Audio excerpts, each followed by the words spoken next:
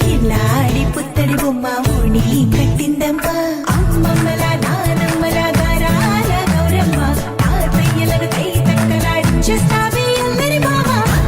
వచ్చామే నీ పండుగకి ఇక అడుగడుగడుగు ఆనందం ఆనందం ఆనందం అందరికీ ఆడిద్దాం ఆడేనే